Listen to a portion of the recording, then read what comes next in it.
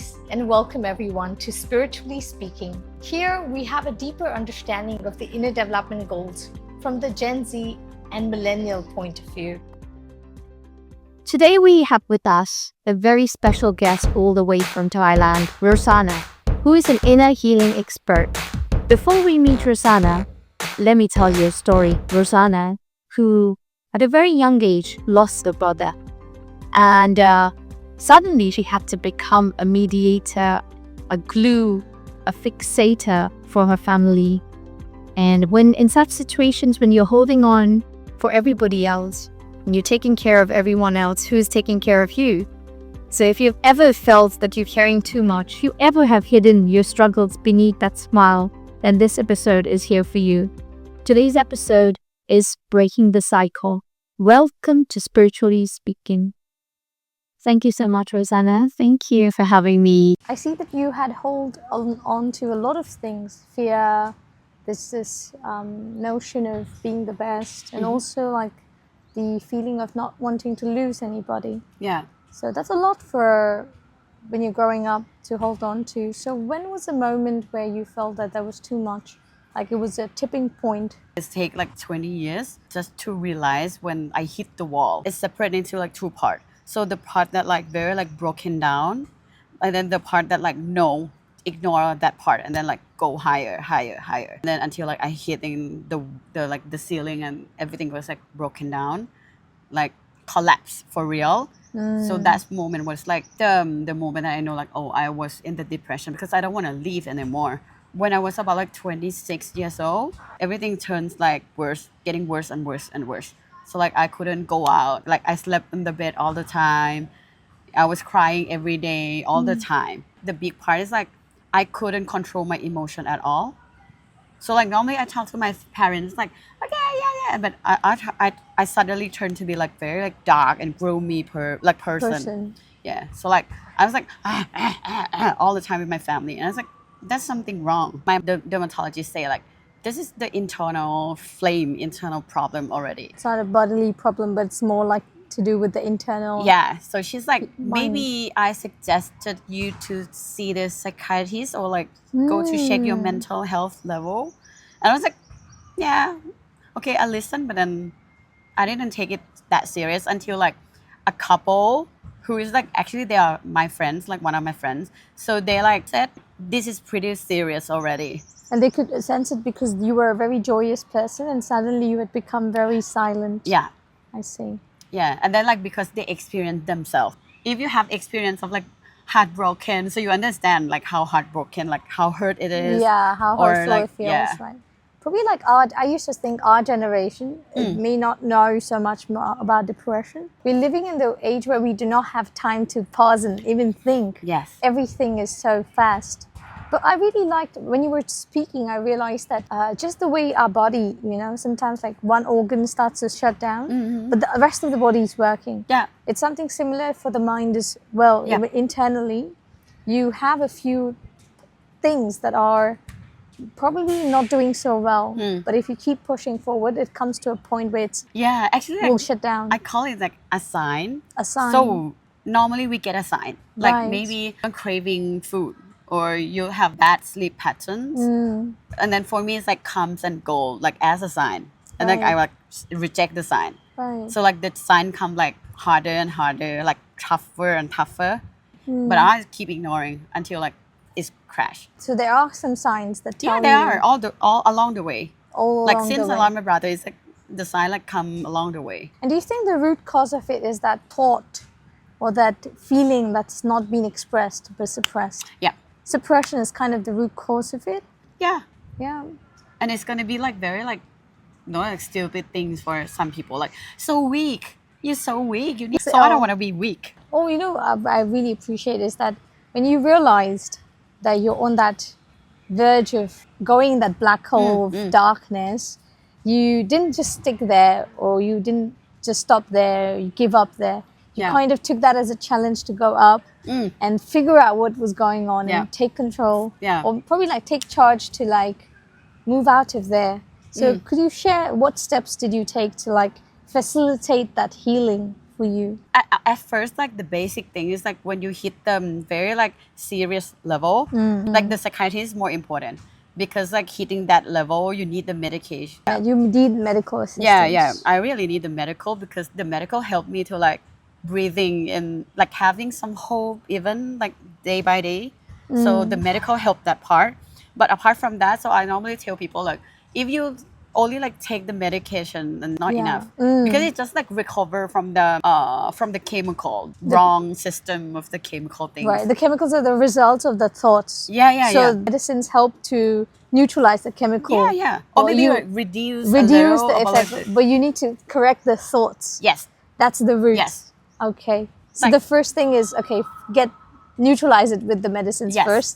Become from like the very like bad level like To the worst like until yeah, like to breathing a little bearable. Yeah, so you have more like power or more energy to like finding other results.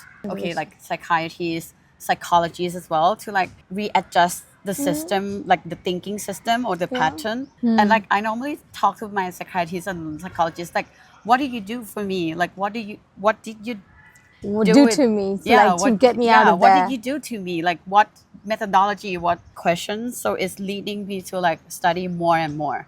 So like, oh, they use CBT or like, cognitive behavioral therapy. It's like, changing the behavioral patterns that you stuck. Okay, fine, but then the emotion's still here.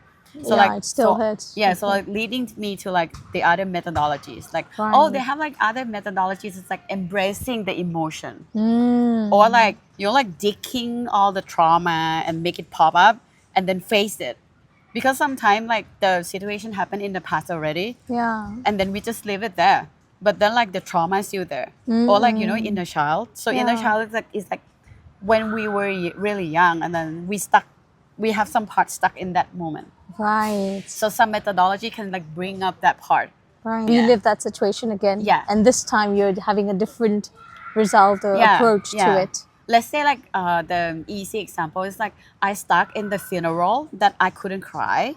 So I like bring my memory back to that situations to like reframe and like relieve them. So you're rewiring that memory again. Yes. And then completely like letting go of that emotion. Yeah. Accepting it and then letting go of the Yeah. emotion. It depends on like how big the trauma. Yeah. Yeah. So it takes time. Like for me, like 20 years. 20 years. It took time for you to come out. Mm. Right.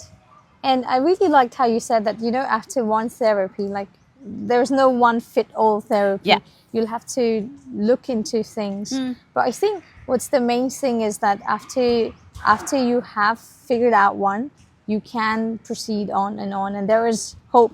Even if you're not terms with the trauma, you'll feel much stronger after you do that. Yeah. And what I like about your journey is that once you healed yourself, you also could understand how you could heal others. Yeah. Because you could relate with them Yes. so nice. All my methodologies that I use to help other people is because I healing myself Yourself with that first. already. Exactly.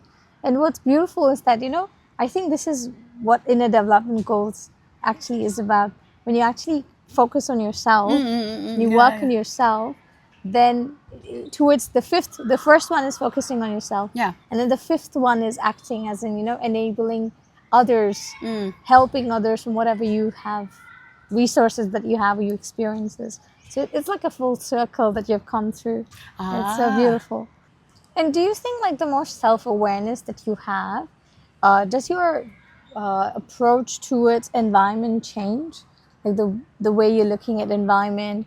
Because I feel like when you start caring for yourself, you naturally develop a different perspective for... I think like, yes. I normally talk to people like comparing like this. Like, let's say as a woman, so Yeah. when we're having a period, so even like just picking things is like hard for us already. Or Yeah. like, what should we eat? So like, it depends on our emotion. When or, like, choosing, yeah. Yeah, so it depends on our vibes. It's not about like the environment, but it's about us. It's about me. Like how do I feel right now? So if I feel like neutral, if I feel like positive, so I have energy to like facing everything. So like the big problem can be like very like small things. But then if my emotion is not ready, even small thing problem can become crash. very big. Like can hurt me that much. Yeah. So I think like the inner development is like very like the important key, or like the self awareness. Right. Yeah. For me personally, like when I was going through my journey, like when I was internally not in the right space, I couldn't consider nothing. Like I had no bandwidth to process Yeah. anything else. Yeah. But once I was working on myself, it was like by default, I knew like, okay, where my attention Yeah. is needed. In my healing journey, nature has been a very important part. Yeah. I started gardening, I was composting, and I felt like nature has a lot of energy of giving. Did you ever feel like that? Oh, I just realized like, for the 30 years, I live in the survival mode. So it's not my normal mode. But I thought that was a normal Right, one. you bring a very important point. Like when growing up, we acquire so many things that we feel like the acquired self is the real self. Yeah. But actually, it's more than that. Yeah. We're obviously more than Yeah. this name, this body, and identity. So I think like we have like different parts. Like, so it's like, I think it's like maybe I call like the human is an art. Yeah. Because you have like so many parts. You have so many personalities, different different part in the body, in you as a you. Like when I with you, so I have one personality, but or I Different. show different personality towards them. If we have like so many personalities, how do you know what is you? Like what is the authentic you? Oh, actually, this is pretty hard. But then, like, I would say the authentic you is when you with yourself.